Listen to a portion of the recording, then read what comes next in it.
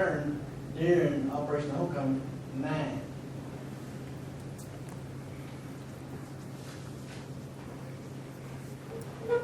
American POWs captured by Lao Army in Laos returned during Operation Homecoming 0.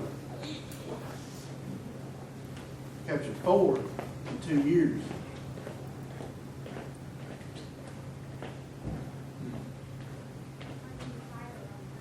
Ten.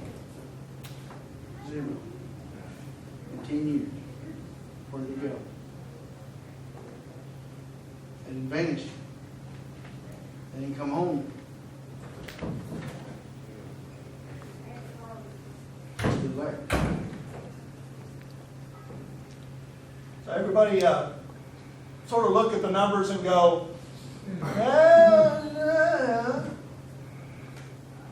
this is the pill that the American government has offered for us to swallow.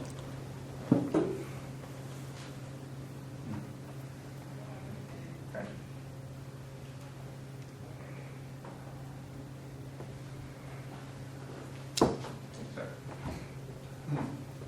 That's why we started. You know, if the numbers had made sense, the Pathet Lao released 47, and the NVA had released 13, because technically it wasn't their ground. Oh yeah, I can go along with that. 0.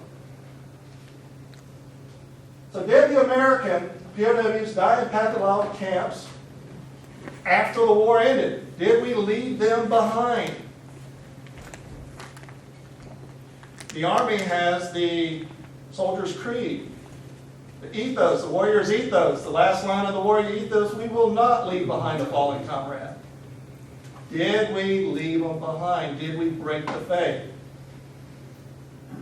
Now, if we're going to be a righteous and moral country, we have to do righteous and moral things. If we know we've left them behind, then we did not do the righteous and moral thing. It may have been convenient, not righteous. And finally, did the United States know in time to bring some of those Americans home? We answered the question already in the numbers. Military intelligence had good intel on 41 Americans that were being held by the Pathet Lao. But when 0 showed up, immediately Nixon changed the policy to they never had one. Oops. Before we get into Richard, we're going to start we finished our Laos 101. Congratulations, you already know more than 99.9% of the American population. Well done. Before we get into the other stuff, I know there's people here who are detail-minded. And as the talk goes on, you're going to say, wait a minute, these names are the different sounding, it gets really confusing in research. So I'm going to establish some stuff. If it's Sompoi, Sompoi, Simpo, or anything like that, it's the same place. Right? If it's Atapu, Atupu, then it's the same province or the city. Spelling was optional back during the war, and in our research, it's optional too. Okay, so now for my 99.9% Laos knowledgeable people. This is Laos. We know it's Laos. Our operational area down here in southern Laos in Atapu. Here's Atapu province, Atapu city. Here's our operational area, right on the Cambodian border. Okay? Now keep in mind, let's just say you're the person in charge of Laos. It's 1981 and Ronald Reagan is concerned that there are American POWs still in Laos. So much so that he wanted to send in a search mission. And he would say, Ronald Reagan, There was nobody in the world that said Ronald Reagan. They said, okay. So if you were that Laotian person and you did have American POWs, you'd be thinking, well, there was no declaration of war. We could have executed these guys on the spot. We went to the Americans, Seth Pastry, an ambassador-level official with the Laotian government, went to the Americans and said, we're holding tens of 10, which if you translate that from Laos, well, English through French back to Lao, it means dozens. So he's saying we're holding dozens of Americans, the only way they're going to leave is through America. And America said, we're not going to pay. So now you've got these liabilities that Ronald Reagan's interested in. They're not going to pay. What you need is a solution. Okay, so let's eliminate the POWs. Are we going to bury them in Vientiane, our capital city? No. Well, heck, let's give the problem to the Chinese. Let's bury them to the north. No. We're going to bury them as far away from Vientiane as we can possibly get and still be in Laos, which means Cambodian border.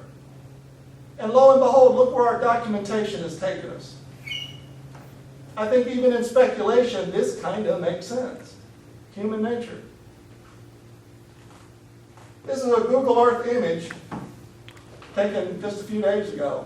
I refreshed all these images.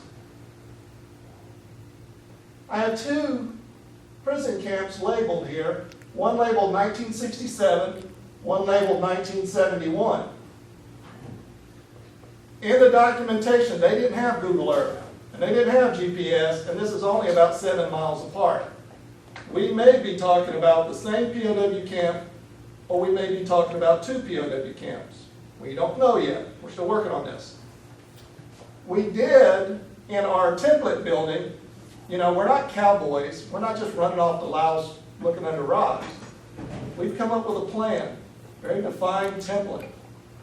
One thing we said was back then there weren't that many roads down in Altitude. That's why they wanted to get rid of the prisoners down there. You just couldn't get there.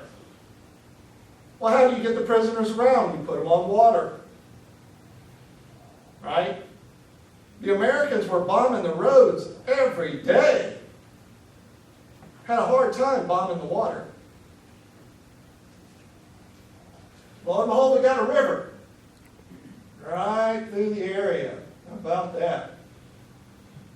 And keep in mind, I brought up about Sompoi, which is actually Sompoi. And the distance here, here, and here. This is 4 kilometers.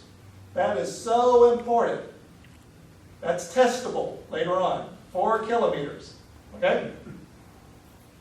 First, we'll talk about the 1967 prison. This is the document we found out of thousands of documents. If you want to do stuff like this, you don't just open up a folder and it's all there waiting for you. You have to read thousands of documents. Well, we found this one.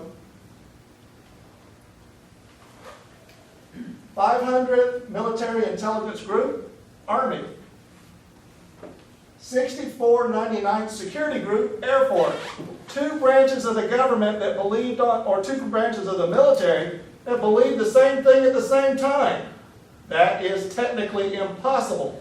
But here it is. As of 16 August 1967, the Pathet Lao had constructed a prison camp in Attapeu. Here's the coordinates for it. An unknown number of Laotians and Americans were being held at that location. I'm sorry, President Nixon said there are no Americans being held by the Pathet Lao. Somebody was wrong. I bring this because if it's the same camp or if it's different camps, it implies the same thing. Okay? And then over in our 1971 camp, keep in mind we started out with Laos, and we went to Attapeu, then our operational area, Let's keep drilling down, see where this takes us. There's Sompoi. Sompoi. And here is where the intelligence took us. The camp. We'll call it the camp.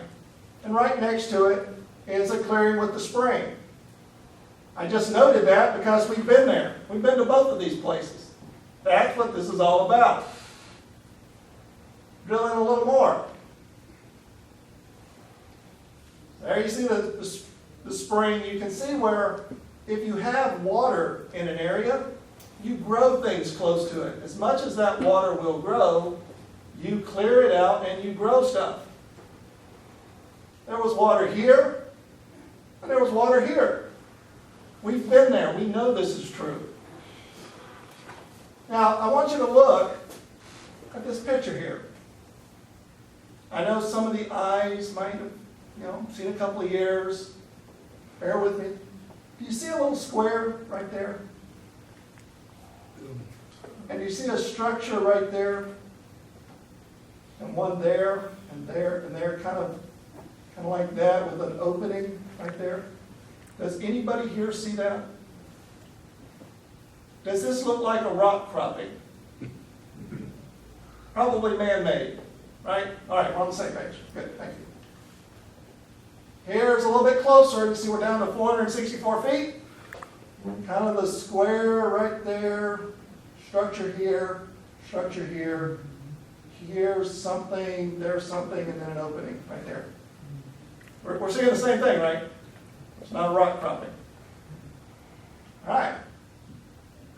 Now, this is the document that made us go, whoa, wait a minute.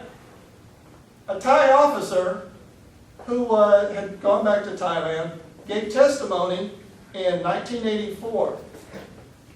I was being held at the Pathet Lao POW camp near Sompoi, Sompoi, wherever. That place we've been talking about. There were 8 Americans there. And he gave specific details about one in particular. And he drew a map about the camp. Let's see. When they translated it, you see he wrote by his own hand in Thai. God saw fit to give me a Thai wife. God also saw fit to give me a Thai wife that spoke Lao. Tell me, God, no. Everything has a reason. It just takes a little time to sort it all out. Here they wrote inmates. And my Thai wife says, no, that's not what it says in Thai. What it says is the big house, or where the special people stay, the officers' building, something like that. Right? What is the place for if school would be like place for teacher to stay. If the hospital, place for the doctor to stay. So it's the guys in charge is house. If the military base will be the general, yeah. Okay, we have a Thai educated, Thai former, my wife is an American citizen, thank you very much. It does not say inmates, it says it's the people in charge's house. And then as you go around, can you see kind of the horseshoe right there? And you see kind of the, if you've got your guy in charge, we want him to have a little extra security, right? So you build a wall around his house. And then your wall around your prison. He even said water well, but he drew a line. You see, he drew the 0 here, and then he draws this line this way. Why didn't he write well here and draw it this way?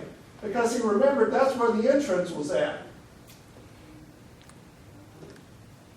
This isn't rocket science.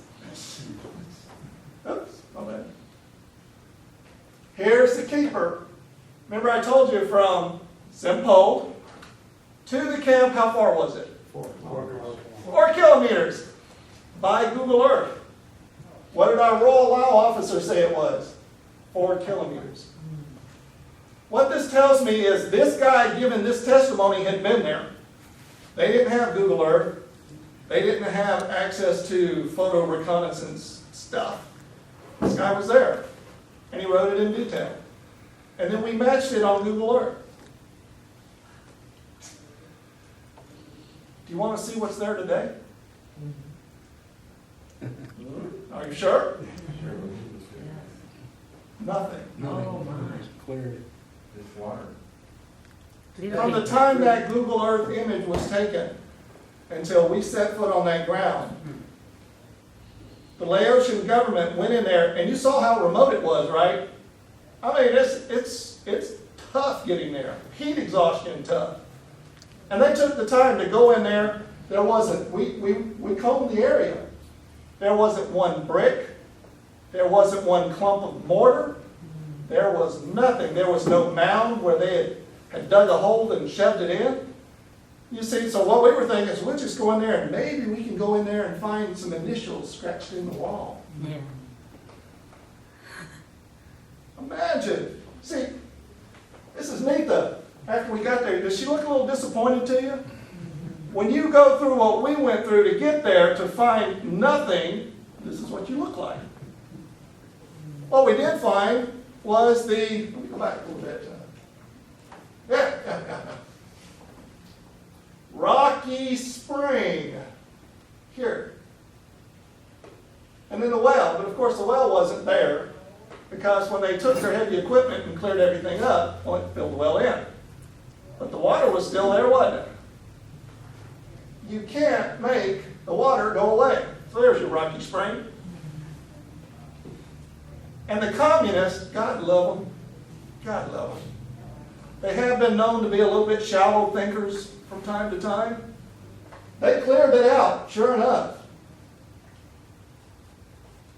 What they forgot to do was dig up the footing. Here, I'll put a little red line here. You see it? There? There. And you know what happens when you take these lines and compare them to the map? They match up. This is where it was at. Here's another picture. The footing runs all over the place. There's a lot of it. Red line. So, from having been there, feet on the ground, need this picture there, we've taken our document and we've made our witness credible. Everything he said about the structure, the camp, the layout, everything, the distance to the village, Sompoi, was right. And usually when you're right about all of this, you start to build credibility and then you presume you're right about all of that. The Thai officer also said there's 8 Americans here.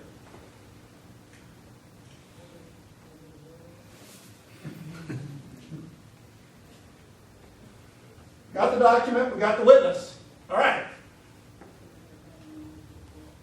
Where the hell is Richard Appelhans? Aren't you glad you took all that time to understand Laos and drill down? Is this starting to... Yeah, okay. Yeah. Who is Richard Appelhans? For Storm Christopherson,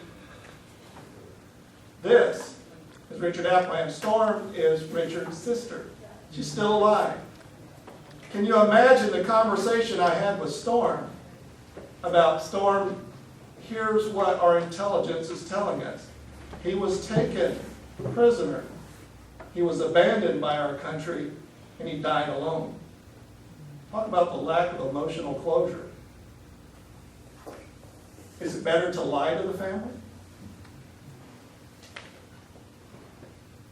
For me, for Paul, who's doing the thousands and thousands of documents, this is Richard Appelhans. This is how I look at people. I have to look at people this way or I cry every day. This is Richard Appelhans' bio sheet, given to us by the United States Air Force. And this is the testimony of our Thai officer, who was specific about one of the POWs at the Sompoi camp. See, I can read eyes. I love this.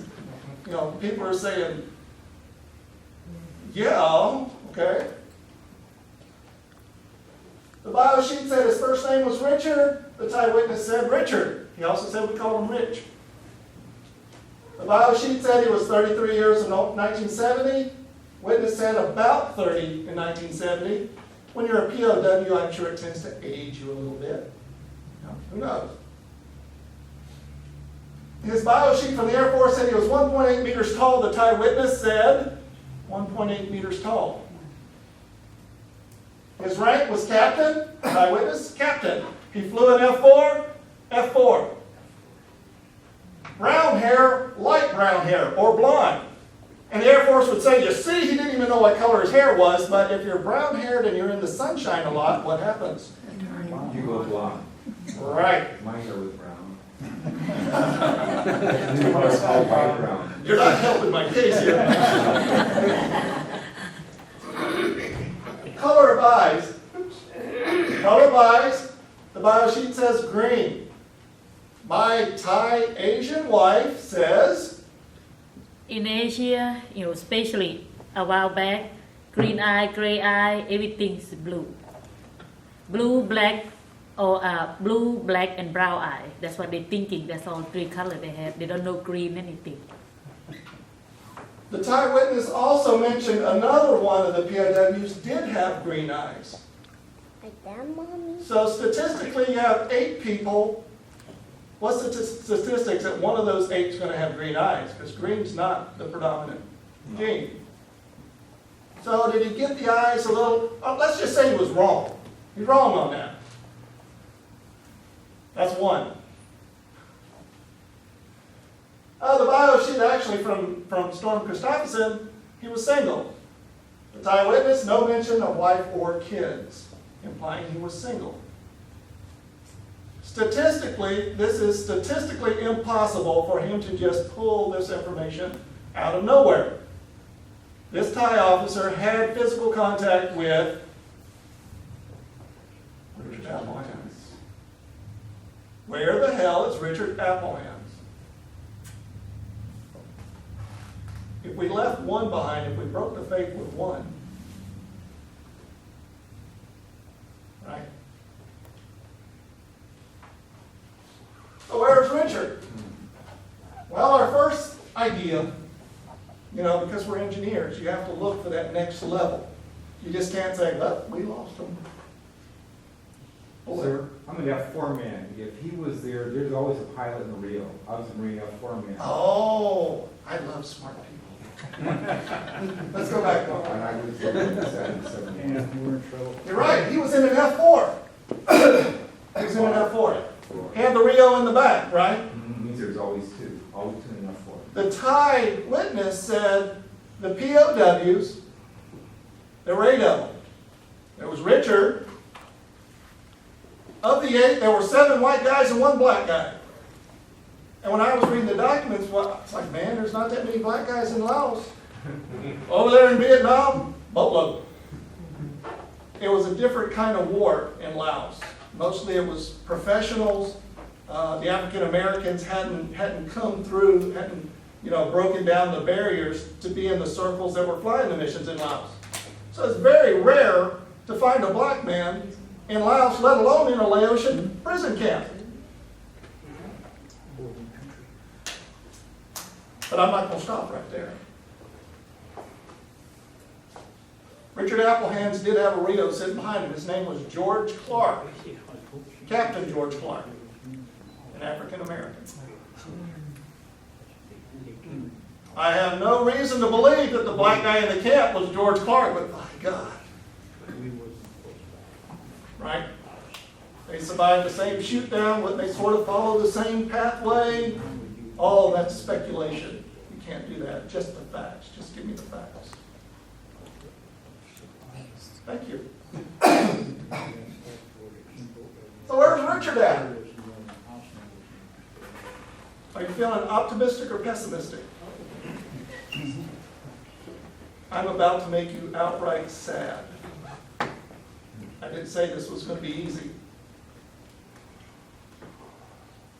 In our thousands and thousands of documents and research, this is clearly not military format. Any military person can look at it. What this is either NSA or CIA based on intelligence, probably Thai intelligence. You know, there's a contempt for the Thai intelligence. It's like they can't figure anything out. Well, if they said it, it can't be true. Why not? You know, they're our allies, pretty sharp people. I live with the Thai. I'm intimidated by her. You know, how smart is Nita? Of course the Thais could come up with some good intelligence. Here's what it says. Laos to transfer foreign prisoners to Attapeu province.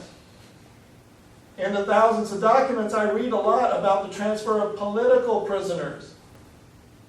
Foreign prisoners is a different name altogether.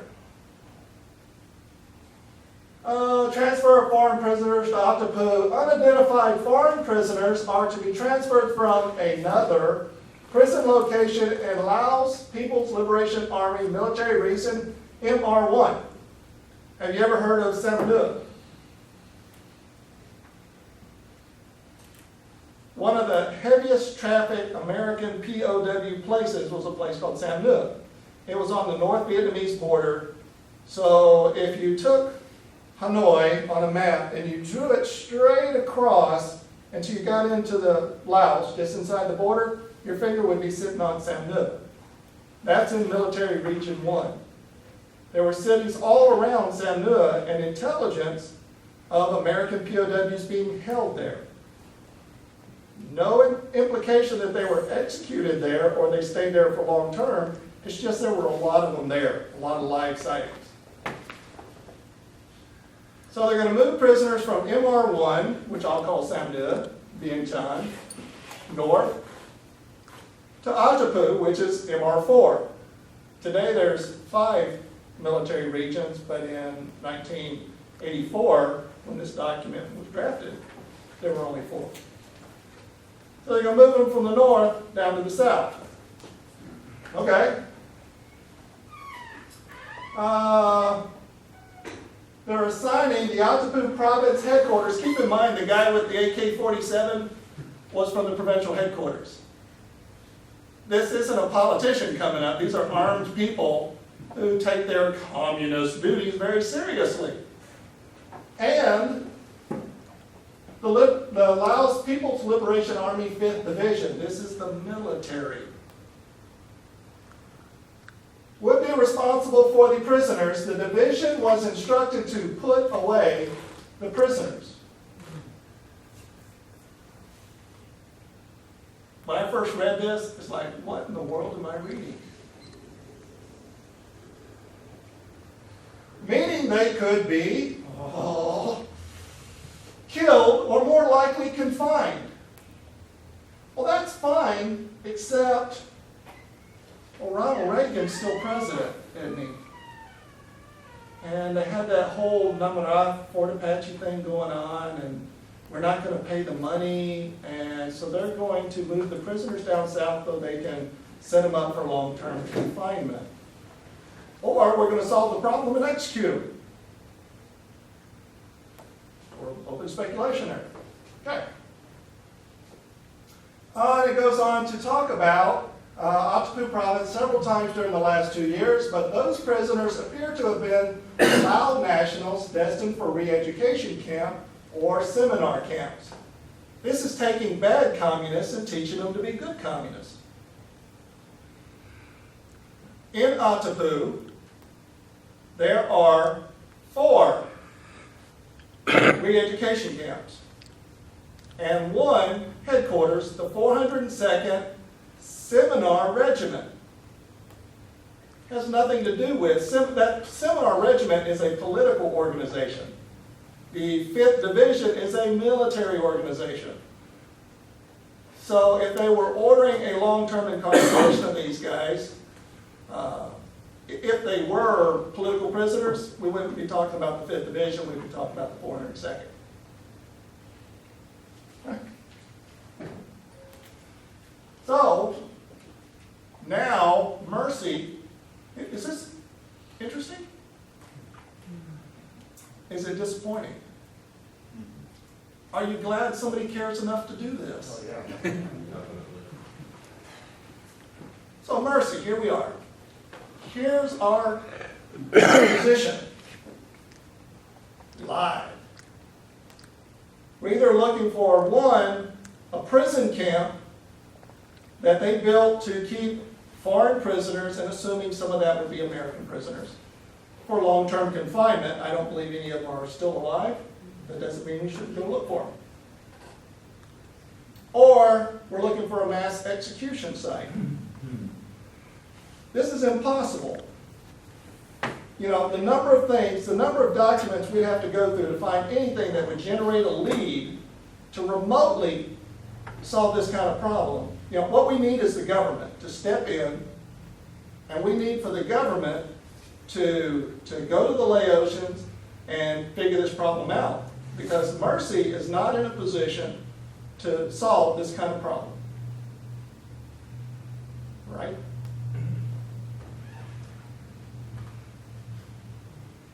So, appreciate your time. Hopefully it was enlightening. We're all 99.9% Laos proficient now. We will be going back to Laos. We will finish digging Appelhans, hopefully grave. We care. You know, for 46 years, I think Dillman would agree with this. For 46 years,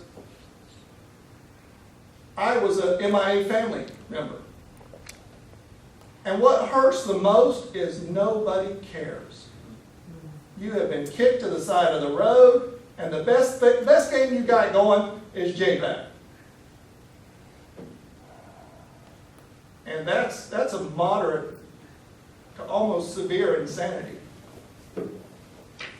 When you have the POW-MIA Museum, that's why I love you guys so much. Preaching, I know of what I speak. I care. That's the first thing we need to give MIA families. I care. And the second thing we need to give them is an honest effort to bring their loved ones home, or if not, being open and saying, this is why.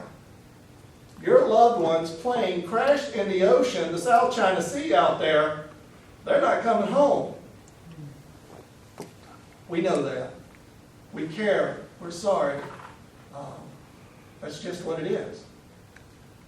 Something like Alan, and that's when I was reading the documents, like, my God, this guy should be home.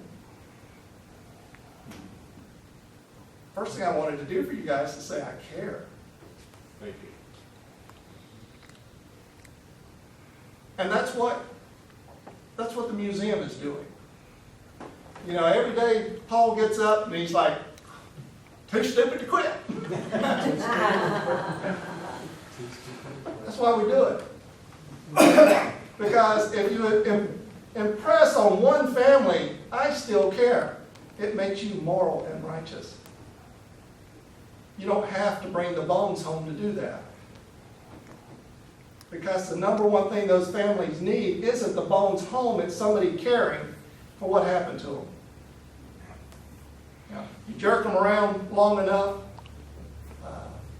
it hurts. So for the museum, I'm all in. I think Russ knows from early on, I'm all in, because you are addressing the number one need of MIA families. So, want to do a Q&A or? Okay.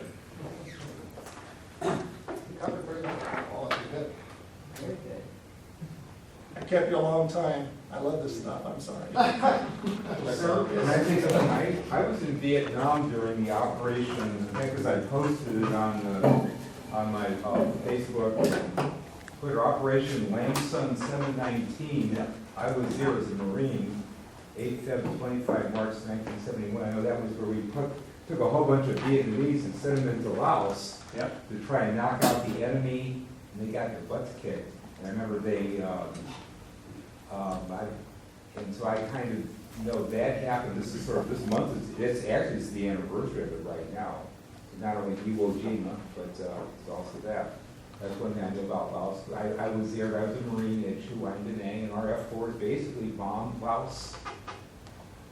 Most of the time we were bombing Laos. Sure. Because that's where all the, I mean, they said they were knocking out trucks, and they sometimes came back with bark in their bomb racks. So they were fine, well, we're crazy Marines. We flew a little higher, but we shot a lot of trucks on the Ho Chi Minh Trail. I have 100 missions, so. You That were would- I No, I was a gunner. We're a secret war, though. Nobody knew who the hell we were. They never Sure. found out. First one got shot down. My wife thought I was dead, but she didn't know because nobody said what was going on. So, an aviation ordinance. yeah, I loaded 20s and 40s and. And talking about the Ho Chi Minh Trail, we would send the F-4s over, they would bomb them out. You know, and this is what I love about us actually going there. Their bridges were built out of the same piece of angle iron. It's like an erector set. So we would hit it, and they would go out there with a 14 millimeter wrench, unbolt the section that was damaged, let it fall off in the ridge, and then they'd bring out a stack of these pieces, and they'd have it back up in a few hours. It was brilliant. It was the right material, the right idea, the right place at the right time. Well, they now have a giant bridge that looks like a dragon going over one of their rivers, which is something, I just noticed. That's Asia, yeah. I also know we had 8,000 MIAs from Korea, and the experts, well, because we have knucklehead up there running that country, probably not likely we're going to ever get any